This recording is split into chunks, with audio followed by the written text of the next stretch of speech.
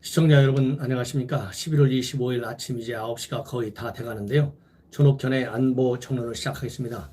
오늘 첫 번째 뉴스는 우리 황교안 대표의 단식 투쟁 관련 내용을 맨 먼저 보내드리겠습니다. 왜냐하면 날이 갈수록 우리 국민 여러분들의 걱정이 더 커져가고 있고요. 그리고 오늘 또 날씨가 매우 차갑습니다. 내일은 영하로 떨어진다고 합니다. 그야말로 풍찬 노숙을 계속하고 있는 황교안 대표의 단식 투쟁과 관련해서 이해할 수 없는 일이 하나 어제 벌어졌어요. 말하자면 어제 제가 오후에 황교안 대표의 단식 투쟁 현장에 있었는데요.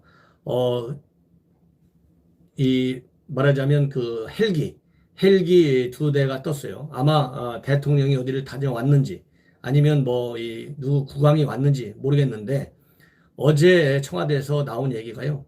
국빈 행사를 하는데 이 밖에 소음 때문에 참 민망스럽다. 이런 입장이 오늘 아침에 이 언론을 통해서 보도가 됐습니다.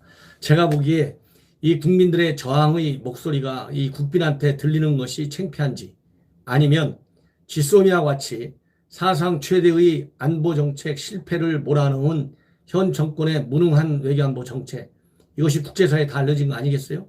이러한 무능한 외교안보 정책을 결정한 것이 국제사회에 민망한 것인지 시청자 여러분 한번 생각해 보십시오. 이런 기막힌 현상이 지금 대한민국에서 벌어지고 있습니다.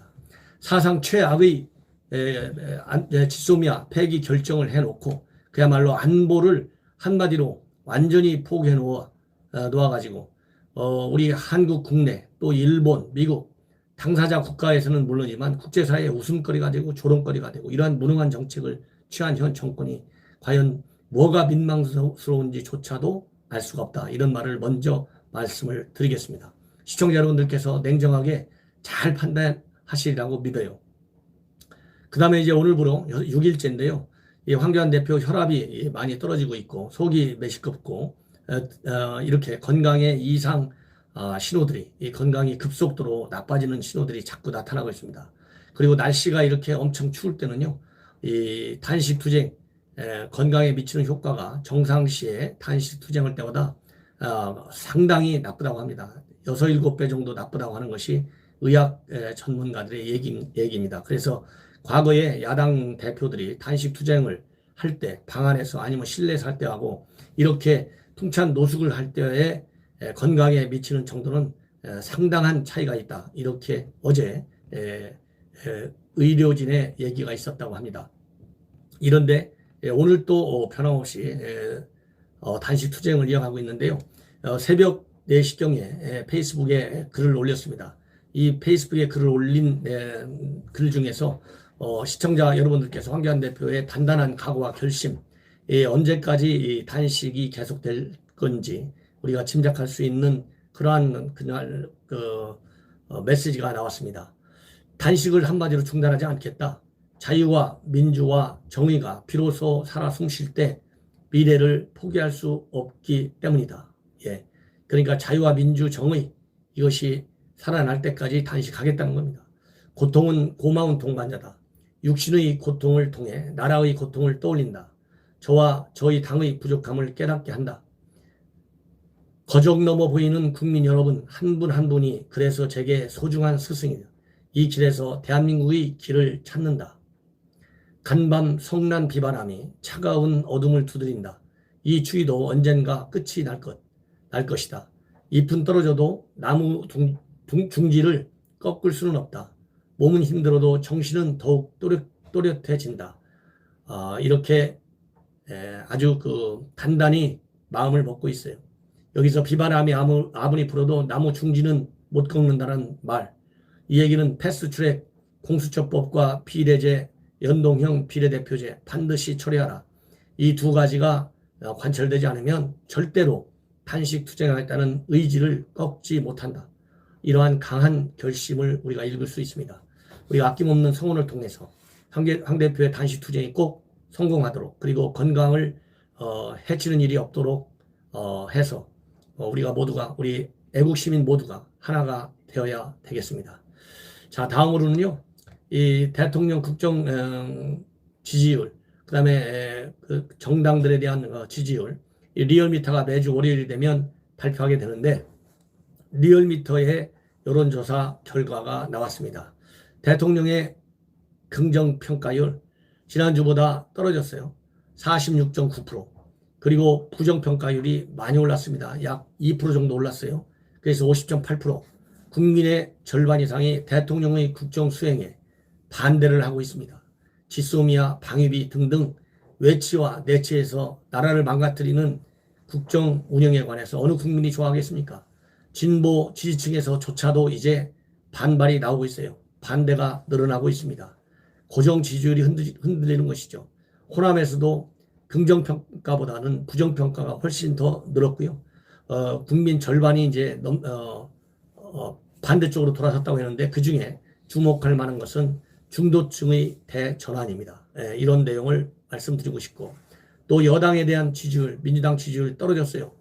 떨어져가지고 39%에서 37.3%로 빠졌고 자유한국당도 약간 빠졌습니다. 0.4%, 30.7에서 3.3, 그리고 정의당만 올랐어요. 6.4에서 7.2, 그리고 나머지 군소정당들은 존재 의미가 없습니다. 지금 갑자기 연동형 비례대표제가 통과될지 모른다. 여당이 강행 처리한다. 이런 얘기가 나오니까 이제 속꼼수들이 드러나 보이고 있습니다. 제가 실명은 거론하지 않겠습니다. 그러나 가만히 있다가 왜 이 시점에 정당을 만들려고 하는지 그 꼼수, 나라를 말하자면 버리고 자기 자신의 정치적 이익만을 챙겨보겠다는 속셈인데요. 이런 정치인들 전부 내년 4월 총선에서 전부 국민 여러분들께서, 우리 애국시민 여러분들께서 심판해 주셔야 합니다.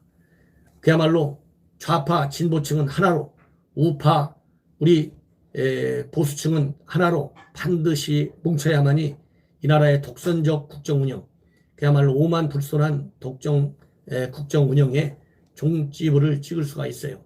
이런 말씀을 제가 강력히 드리고 싶습니다. 자, 제가 보기에는 내년도 총선과 다음 대선에서의 핵심은 바로 정치인적으로 중도층이라고 볼 수 있는데 지금 중도층들이 자유한국당 쪽으로 이동하고 있고 서울은 이미 말하자면 중도 우파 그리고 보수 쪽으로 기울고 있습니다. 호남에서도 이 긍정평가 자꾸 줄고 있어요. 이런 걸로 본다면 민심 이반 현상, 그 다음에 민생경제의 파탄 현상, 그 다음에 안보 파탄 현상에 관해서 우리 국민들이 정신을 똑바로 차리고 전부 인식을 하고 있고 우려하고 있다. 이런 말씀을 드리지 않을 수가 없습니다. 자, 이러한 가운데 김정은이가 연속해서 세 번째 군 부대를 시찰하고 있다. 이런 내용이 지금 언론에 나오고 있는데요. 이 얘기를 제가 여러분들께 말씀을 드리고 싶습니다. 말하자면 김정은이가 접경 도서 방어부대를 시찰했다.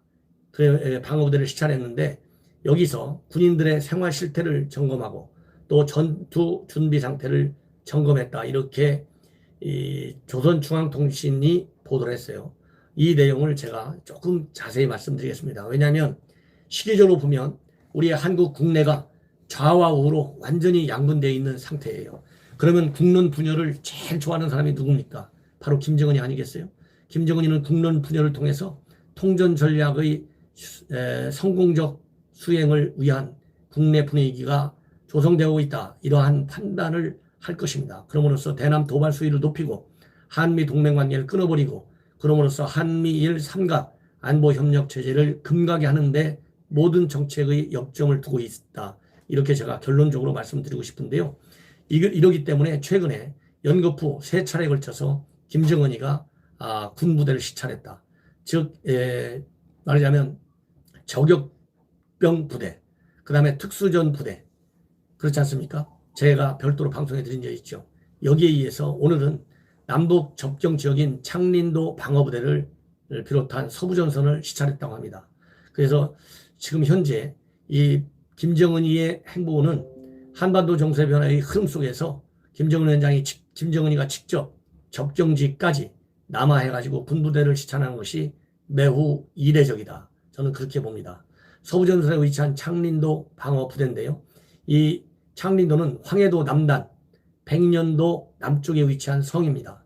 지리적으로 보면 북위 38도선 이남에 있어가지고 광복 직후에는 우리 대한민국의 영토였지만은 6.25 전쟁 과정에서 남북 간 점령과 탈환전이 반복되다가 53년 정전협정에 따라서 북한에 인계된 바로 섬이 창린도입니다. 그래서 이 중앙통신, 조선중앙통신이 창린도를 전선섬, 전선섬, 그 방어대를 조국의 전초선 섬 방어대 이렇게 칭하고 있다고 합니다. 그래서 여기에서 전투 준비세를 점검하면서 뭐라고 얘기했느냐? 동행한 총참모장에게 방어대의 전투력 증강과 변경시킬 전투 임무에 대한 과업을 주셨다. 이렇게 얘기하고 있어요. 그리고 이 해안포 중대원들과 만난 자리에서는 직접 목표를 정해갖고 사격을 지시했는데 예고 없이 찾아왔는데도 모두가 경각성이 높아가지고 전선 경계 업무를 수행하고 있는 것을 보니 마음이 놓인다. 조국의 최전방이 굳건히 지켜지고 있다. 싸움 준비와 전투력 강화가 곧 최대의 애국이다. 그리고 어떤 작전과 전투 임무도 능히 감당해낼 수 있게 훈련을 과학적, 실용적, 실전의 맛이 나게 더욱 강도 높게 시켜가지고 정치 사상적으로나 육체 기술적으로 철저히 준비시켜야 한다. 이렇게 얘기를 했다고 합니다. 그리고 또 서남전선 외진 바닷기슭에 자리 잡고 있는 제549위 군부대 관하 여성 중대도 시찰했다고 하고 또 보도하고 있어요. 그 여성 중대원들의 병영관리, 전투 준비세를 꼼꼼히 점검했다고 합니다. 그리고 이번 시찰에는 박정천 군 총참모장 그리고 노동당 중앙위원회 간부들이 동행했다고 그래요. 이 얘기는 제가 앞에서 말씀드린 대로 한미 동맹이 흔들리고 있습니다. 한미 동맹 간의 신뢰관계가 이제 돌이키기에 어려울 정도로 꺾여져 있어요. 그 전문가들의 평가는 역대 한미 관계 중에서 최저점을 맞을 정도로 이런 여론조사 결과도 나오고 있어요. 이렇게 한미 동맹이 금가고 한일 관계가 돌이킬 수 없는 상황까지 지금 끊겨져 있고요. 그리고 국내에서는 패스트트랙 여권의 강공과 그리고 우리 자유한국당의 강한 반발에 막혀 있습니다. 이렇게 정치경제적으로 혼란한 시기에 또 대한민국의 외교가 6면 5면 초과로 완전히 고립되어 있는 상태에서 김정은이가 노리는 것은 이러한 도발을 틈타서 군사적인 압박, 도발을 통해서 이 남남 갈등과 한미 갈등을 더욱더 그야말로 가열차게 조장하는 것밖에 보이는 것이 없다. 이런 말씀을 드리고 싶고요. 이럴 때일수록 우리 애국 시민들이 하나가 돼서 뭉쳐가지고 김정은이의 통전 전략 그리고 한미 이관 전략에 말들지 않도록 해야 되겠다. 이런 말씀을 드리면서 아침 방송을 마치겠습니다. 시청자 여러분들의 끊임없는 사랑과 성원에 늘 감사드리겠습니다. 대단히 감사합니다.